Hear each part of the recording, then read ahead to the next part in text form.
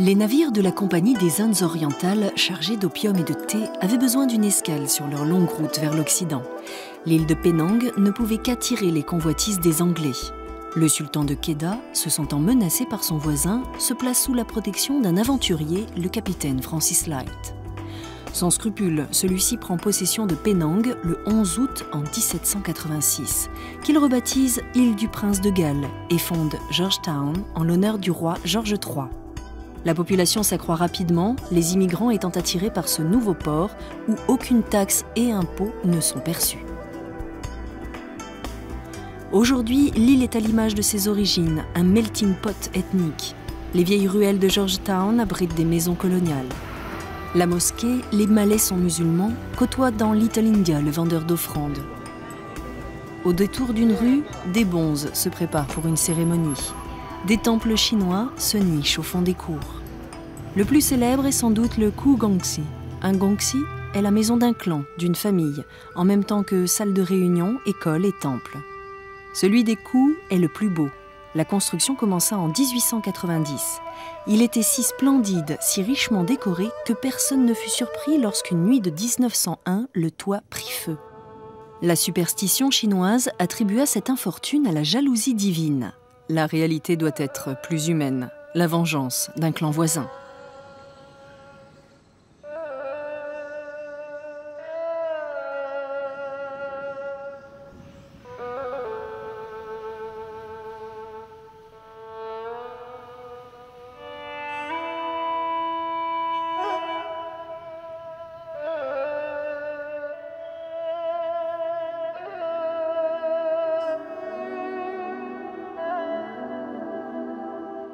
Dominant la ville de ses 803 mètres, Penang Hill est très prisé des habitants de Georgetown et des touristes.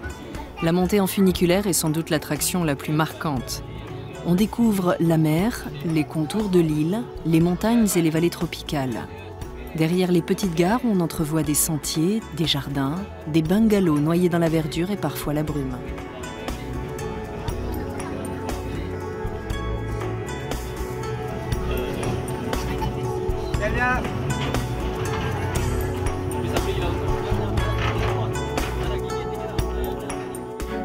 Deux ans après son arrivée, Francis Light investit la colline qu'il nomme Strawberry Hill car il y faisait pousser les fraises de son Suffolk natal.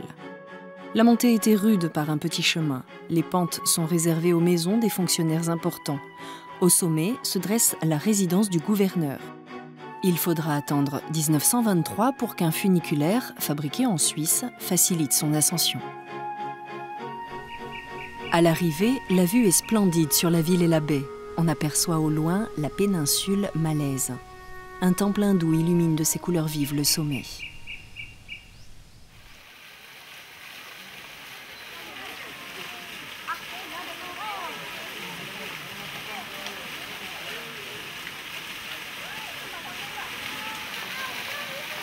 Les touristes peuvent flâner dans les jardins ou admirer la dextérité d'un artiste créant en quelques secondes, avec des feuilles de palmier, des sauterelles, plus vraies que nature.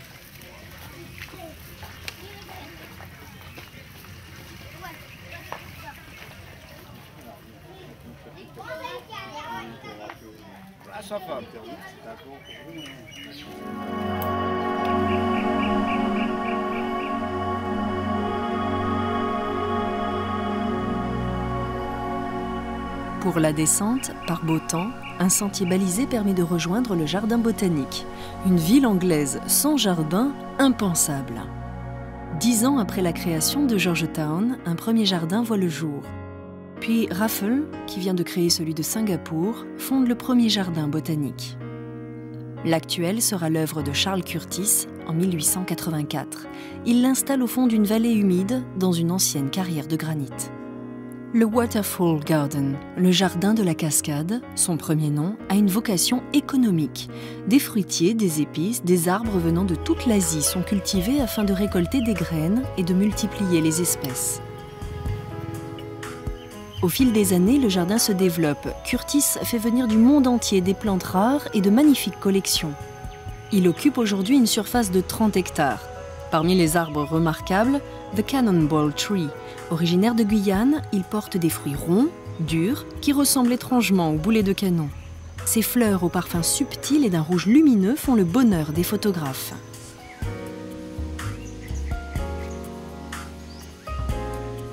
Des serres abritent des collections de fleurs, de cactus, d'orchidées, de fougères.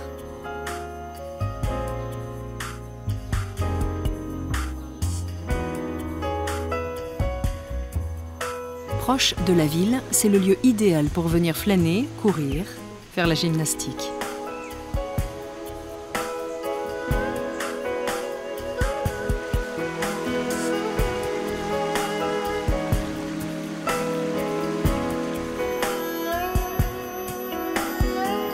The Formal Garden ne voit le jour qu'en 1936. On y retrouve tous les éléments des jardins classiques. Parterres de fleurs, haies, fontaines et bassins.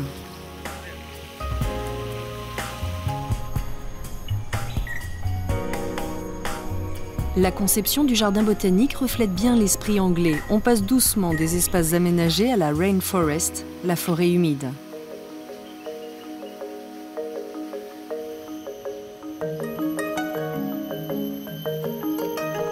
Cette proximité oblige les visiteurs à une certaine prudence, car les singes ont élu domicile dans le parc. Chapardeurs, ils tentent parfois de vous dérober vos victuailles. Tous les ans, Penang accueille à proximité du jardin botanique un festival floral. Des professionnels et des amateurs avertis venus de toute la Malaisie et même des pays voisins rivalisent afin d'obtenir les trophées. Cette année, une plante est à l'honneur, l'adénium.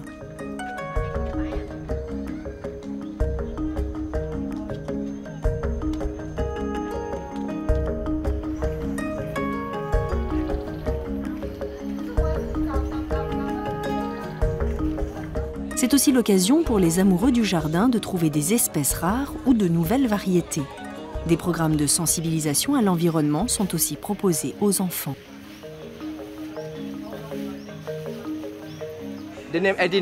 Cette plante s'appelle adénium. Nous l'importons le plus souvent de Taïwan.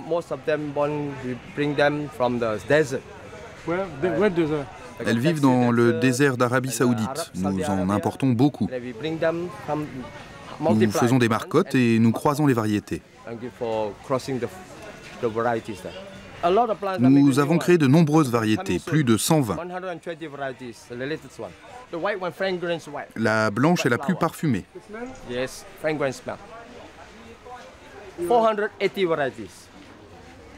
Il existe plus de 480 variétés. Celle-ci, c'est Muang Chao Phraya. Elle vient de Thaïlande. Et celle-ci, c'est la Kwantango, aux pétales étoilés. La rouge, c'est Miss Thaïlande. Regardez. C'est très facile à faire pousser. Pas trop d'eau, de l'engrais. C'est facile à conserver. Vous devez tous les 4 ou 5 ans le rempoter dans un pot plus grand. Le cortex va devenir de plus en plus gros, comme dans le désert.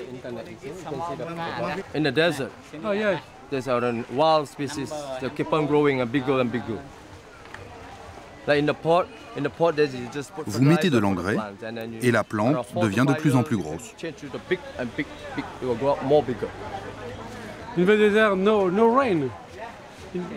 Dans le désert, il pleut un peu. Elle n'a pas besoin de beaucoup d'eau, mais de l'engrais. C'est important, toutes les semaines.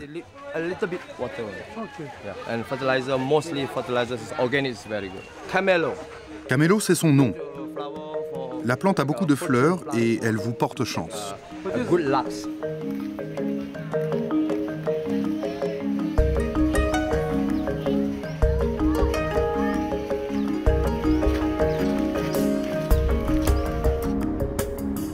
Rejoindre Penang depuis la capitale Kuala Lumpur par l'autoroute est chose facile.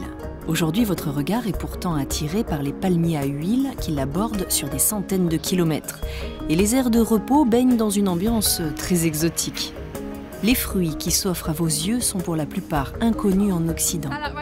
Voyant votre étonnement, les vendeurs ne manqueront pas de vous les faire déguster.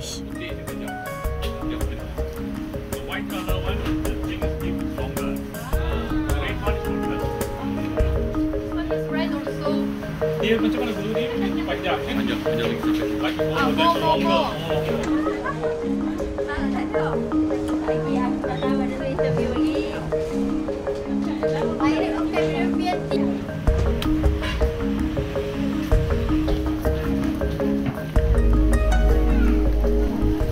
de 350 espèces différentes ont été identifiées en Malaisie. Sur l'île de Penang, la chaleur modérée et l'humidité qui règne sur les collines sont propices à la culture des arbres fruitiers. Le Tropical Fruit Farm est un verger conservatoire. Nous sommes à 350 mètres au-dessus du niveau de la mer, sur une superficie de 25 hectares, où nous cultivons plus de 250 arbres fruitiers. Des fruits que vous ne verrez jamais au marché, certains pour leur caractère exotique, d'autres pour les préserver afin qu'ils ne disparaissent pas du pays, et d'autres encore pour des tests en vue d'en produire en plus grande quantité.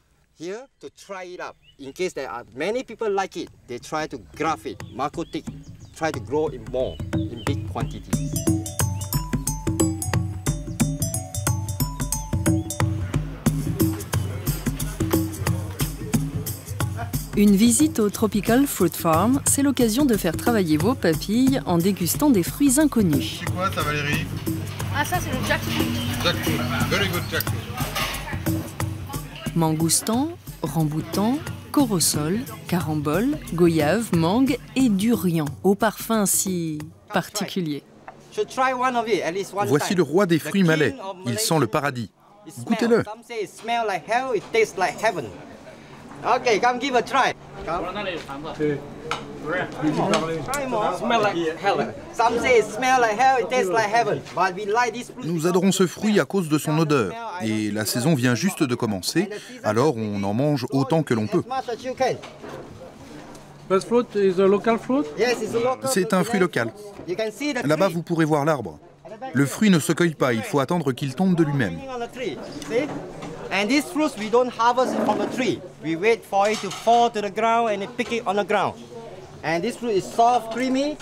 Il est crémeux et sucré, mais les Occidentaux ne l'apprécient pas particulièrement. C'est comme manger une glace dans les toilettes. Yes, very good. The first time. Is it good? Yeah, it's my first time. Une petite soif vous tenaille, faites-vous confectionner sur mesure un jus de fruits frais, vous choisissez vos fruits, le blender entre en action et vous dégustez. Un délice.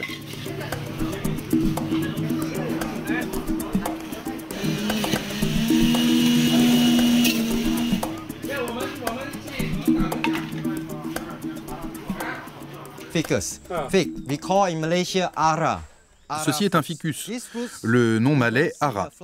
Sa particularité est que la fleur est à l'intérieur du fruit.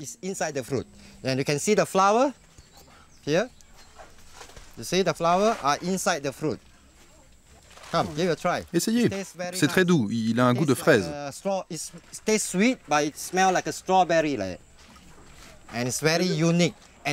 On le mange rarement frais. Au marché, il est souvent séché ou incorporé dans la préparation de confiseries et de pickles.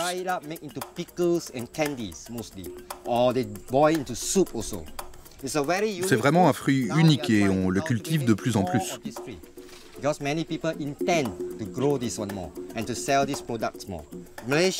Celui-ci est une variété locale asiatique. La feuille est ronde, alors que dans certains autres pays comme l'Italie ou le Moyen-Orient, elle est découpée et les fruits poussent à la base des feuilles.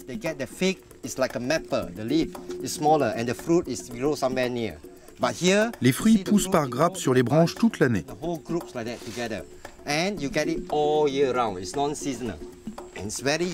C'est une variété unique, donc nous souhaitons la promouvoir. Ceci est une variété d'Annone, pommes sucrées, cerises Moya.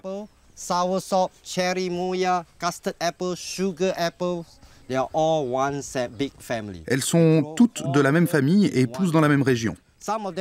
La famille des Annones comprend beaucoup d'autres variétés.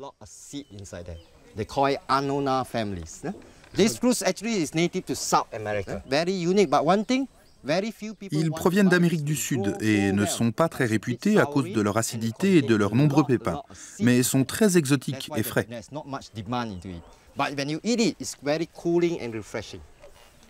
On appelle ce fruit orange fraîche. Il appartient à la famille des anones.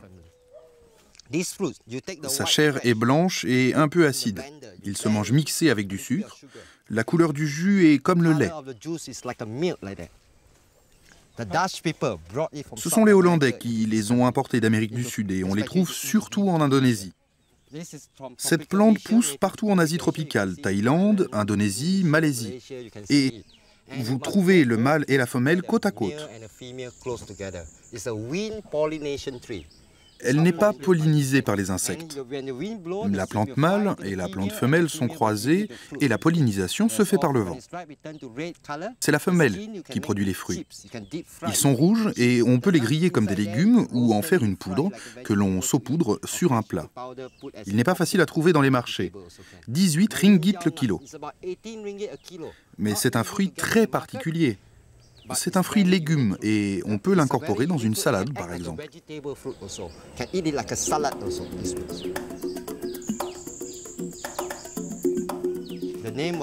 Ce fruit est un rumbai. Il ressemble à un litchi et est assez acide. C'est un fruit de saison. Là, il est vert, mais une fois mûr, il devient jaune et rouge. Il se mange avec la peau comme une cerise.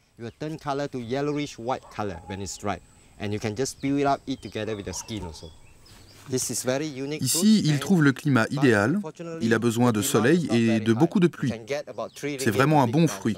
Mais un panier ne vaut que 3 ringgit car la demande n'est pas très élevée. Je vous présente maintenant la pomme cannelle. Elle pousse toute l'année. Ce fruit est tellement sucré qu'on lui a donné un nom de femme. Mais il contient beaucoup de graines noires.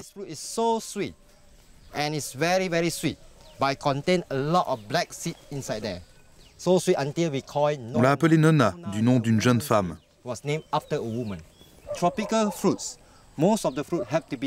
La plupart des fruits tropicaux sont durs et on a besoin de les faire mûrir. Dans le cas de celui-ci, il faut le placer dans un sac de riz pendant 2 jours pour qu'il soit moins ferme avant d'être consommé.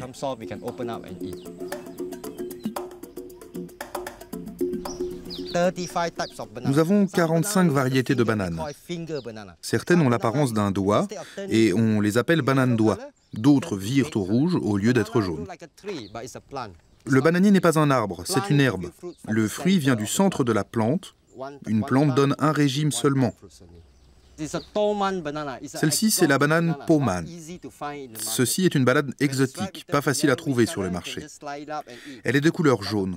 Vous la coupez en tranches et vous la dégustez. C'est comme du beurre. Elle peut peser de 400 grammes à 500 grammes. Son nom vient de celui d'un poisson que rappelle la forme de la banane. Le pisang poman. Et vous pouvez utiliser les feuilles comme assiette.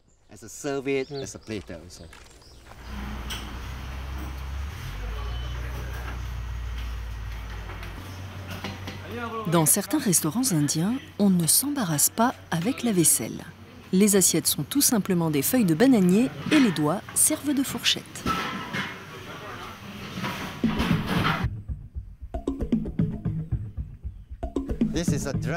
Ceci est le dragon.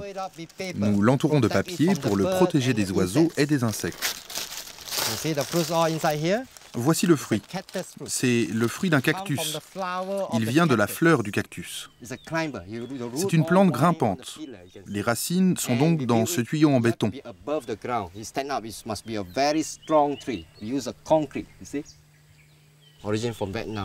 Il vient du Vietnam, mais il est originaire d'Amérique du Sud. Mais on le trouve de plus en plus en Malaisie.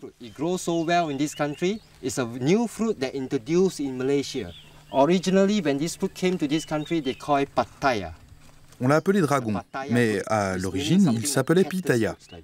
Dans les années 90, la demande était peu importante, d'où une stratégie marketing qui nous a poussé à l'appeler dragon.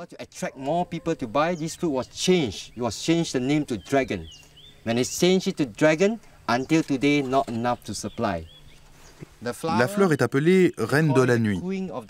Elle ressemble à la gerbe de feu qui sort de la bouche du dragon. De cette fleur au fruit, il faut compter environ 40 jours. Il est très facile à faire pousser. On coupe une bouture et on la plante et au bout de 2 ans, elle commence à fleurir. Ça pousse très vite. Il ne faut surtout pas casser les épines, la plante serait inutilisable. Certains fruits sont blancs, mais les rouges sont plus sucrés. Goûtez-le.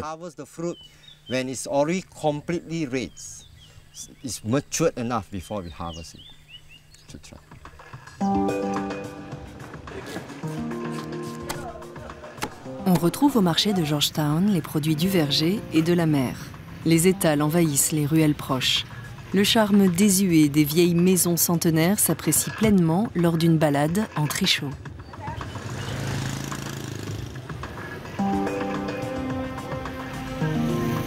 Le pilote, coiffé d'un chapeau de paille, s'est montré particulièrement habile pour réaliser des travelling.